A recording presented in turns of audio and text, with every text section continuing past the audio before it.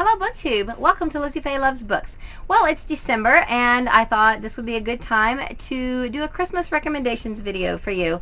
I have several books that are Christmas themed. In fact, my favorite book of all time has the word Christmas in the title, so I thought this would be as good a time as any to talk about it, as well as a few other books that I think would be excellent to read this time of year. Now, the book I'm talking about is by Fannie Flagg. It's A Redbird Christmas. I am giving a copy of this away for my 100 subscriber giveaway, and I've mentioned in another video recently that this is my favorite book of all time. I've read this multiple times. The first time I read it was maybe, I don't know, 8 to 10 years ago, and it's just a beautiful story. It's about a man named Oswald who was an orphan. He is grown now and he is divorced, and it starts out where he is at the doctor's office and discovers that he does not have long to live. He lives in Chicago, and the doctor tells him that he must get out of Chicago, that he will not survive another winter. This particular doctor had taken over the practice from his father, and his father used to recommend that lung patients go to a resort in southern Alabama. So he digs around and finds an old brochure of this place and gives it to him and says, okay, Mr. Campbell will let me know what you decide. So Oswald goes home and he basically has nobody. He is divorced, he has no children, still considers his ex-wife his next of kin because he just does not have anyone else. I don't even think he tells her, but he does get all his affairs in order, make sure that when he dies that everything goes to her, and he calls this number. Well, it's disconnected. So the operator tells him that she has two numbers for that town and we like one of those numbers. So he gives the number to the community hall. Well, it just so happens these two ladies who live there are in the community hall getting ready for some sort of a meeting, and they one of them answers the phone and they tell him that that particular resort is no longer there, but they're sure that someone could put him up and rent him a room if he would still like to come. So they arrange it all for him to come, and so he goes.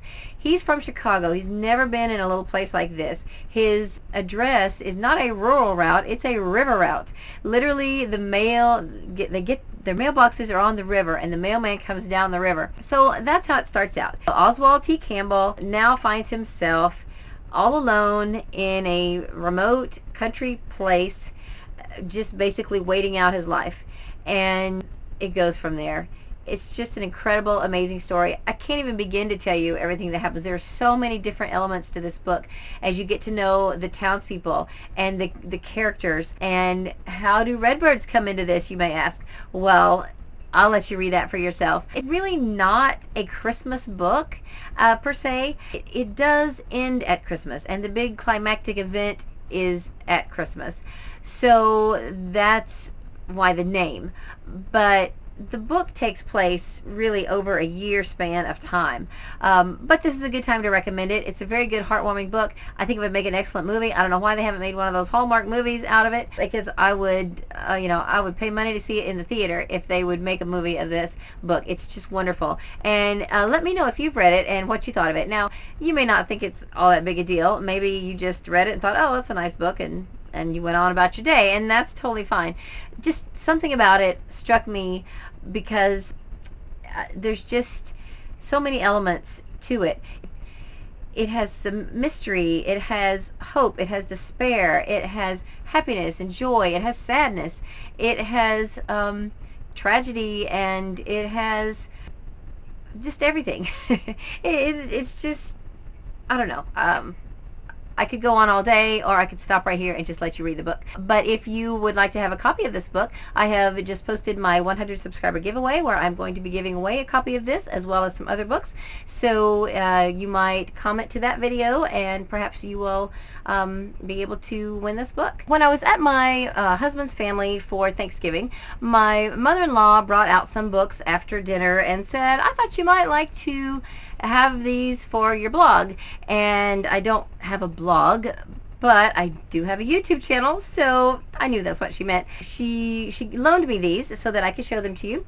This one is called Christmas Day in the Morning by Pearl S. Buck. It is really a sweet story. It's perfect for adults or children. It's a great book to read together. It's just a wonderful story about what a boy could do for his father when he can't buy him something, and it's beautiful. This is by Truman Capote. It's called A Christmas Memory. This also is a really heartwarming story. This is a memoir. It's very short. It's like a storybook, but really it's an adult read. It's really appropriate for anyone. It's a beautiful story. He was raised by distant relatives, distant cousins. One of them was very elderly, and she was really his best friend, and that's who he spent the most time with. They made fruitcake together. They went and got the Christmas tree together. They did all of these different things together, and it's just a beautiful story of his memories with her and the things that they did together, and I loved it.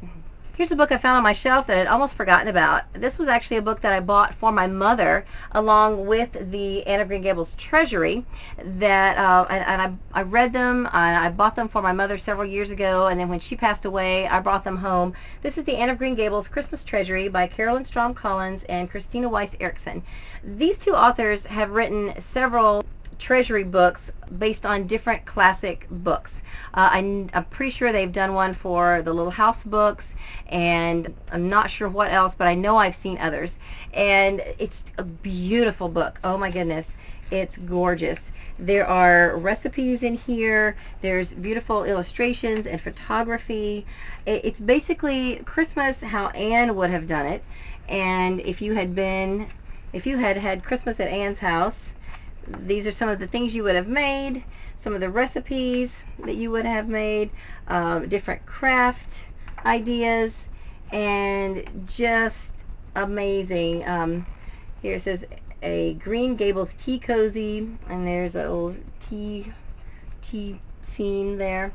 It's gorgeous. So if you have an opportunity to get your hands on this book, it's really, really beautiful. The book I'm reading this month for our book club is A Christmas Carol by Charles Dickens. I have never read this. It's pretty short, so I'm looking forward to reading it. I haven't read it yet. Of course, I know the story. Who doesn't? But I decided that it's about time that I actually read the words of this book instead of just watching one of the millions of movie adaptations.